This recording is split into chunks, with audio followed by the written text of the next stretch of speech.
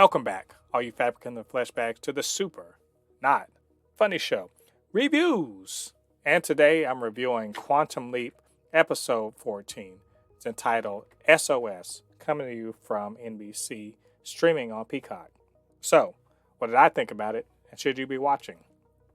Before we get into the review, get down there and hit like on this video. Well, this week, Ben has leaped all the way back to, well, I guess not too far back, but 1989, and he is in the body of a naval officer. And it feels like he's in the middle of a war, but it actually turns out to be war games in the China, I guess the seas off of China.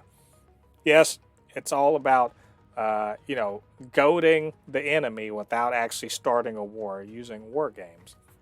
Well, why does this matter? Why did Ben even leap to this place? Well, as it turns out, he's got to prevent the death of 134 sailors in a submarine, a secret submarine.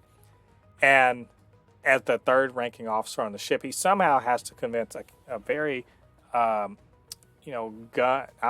gunshot, but like a very gung-ho, ready to shoot old guard captain from making a huge mistake of not, answering an SOS. But as he learns, maybe making changes to the past, it's not so easy, to make small changes to actually get the big effect. And on top of that, it turns out the second in command, the XO, is the father of Addison. So how is it possible that a, quote, random leap gets him to a place where Addison is able to see her father, who she's had a very tough relationship with?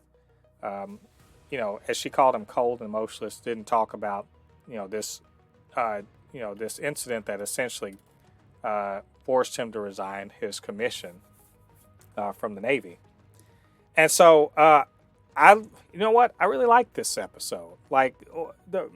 For more reasons than just the fact that it's fun to see a little, Hunt for Red October sort of deal. That's fun and all. And I think, Ben, he does what he always does. But the problem is that he's in a chain of command and he's never been in the military. So he oversteps in some ways that his actual lead body would never do. And it kind of gets him in trouble here and there.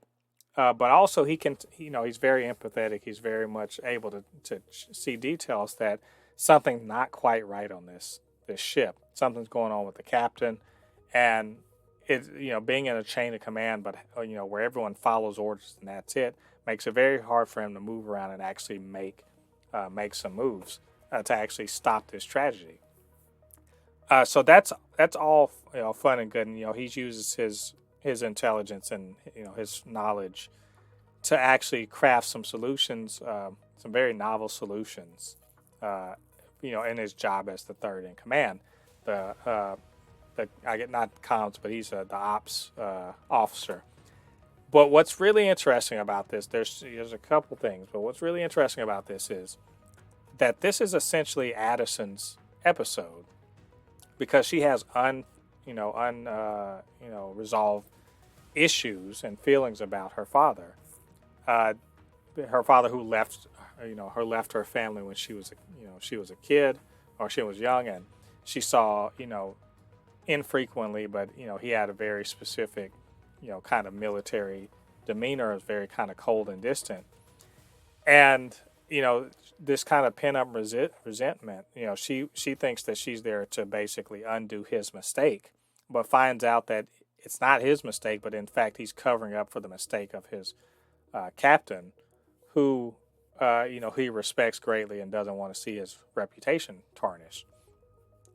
And it becomes deeper and deeper beyond that. Really getting Ben to sort of get him to talk more about what's going on, why would he leave, what he thinks about Addison, everything like that. It's very nice, very kind of a touching sort of dialogue that goes on. And even though Addison can't speak to him, it really helps her to work through her feelings about it. And I want to, Caitlin Bassett as Addison, she really gets a whole episode to shine here, to really show her range. And let me say, she really does great, especially towards the end where she, you can see that she's turned in her opinion about her father. Now she understands, especially as an adult, especially as a former military, person. She understands and even gets to hear, his explanation and everything like that. And so, by the end, she's able to like just not just forgive him, but it really, even though he can't hear her, to really say, I understand, and you go, do the best you can. Everything's going to be fine. It's really great, and I also really like Brandon Routh in here as playing Addison's father. He was really good. I always like to see Brandon Routh anyway in things, but he's really good. He really, does justice to that, and you can see some of the mannerisms of Addison in the way he kind of conducts himself.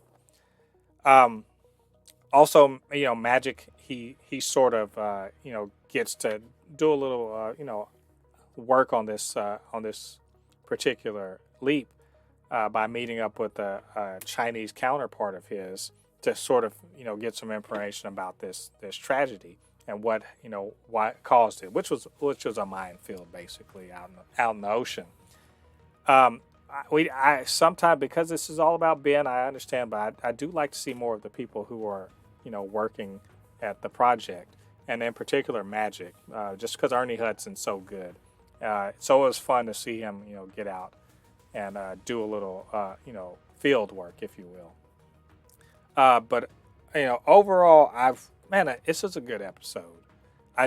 If for no other reason, it's not usual that Ben Song takes sort of a backseat in his own show, but it was nice in this one just to see that there were some real emotional stakes and some growth, character growth, and everything like that. And also, and I would be remiss if I didn't say, the big stinger at the end. They're really good about the stingers in this one, where we see the opposition, the leaper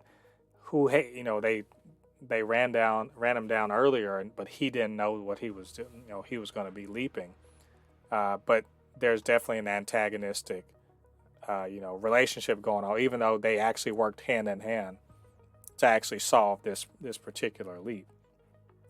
And just more fodder for like what's going to happen in the future. It's a really good stinger to kind of keep us motivated to come back and see what's really going on. So overall, I think it was a really good episode, and I can't wait to see more. So what did you guys think about this episode? What did you think about what I had to say? Get down to the comment section, leave your thoughts there, and of course you can always hit me up, supernotfunnyshow@gmail.com or at supernotfunnys1 on Twitter. And do me a favor, get down there, hit the like button on this video, subscribe to the channel, and hit the notification bell. All that good stuff helps to grow this channel, helps more people to see these videos. All right, all you Fabricans and Fleshbags, thanks for joining me. Come back next week. We're going to be reviewing episode 15 of Quantum Leap. Until then, I've been Mo De Pape, your resident fabricant and commenter extraordinaire on all things pop culture. And I'll see you guys on the other side of the thread. Peace.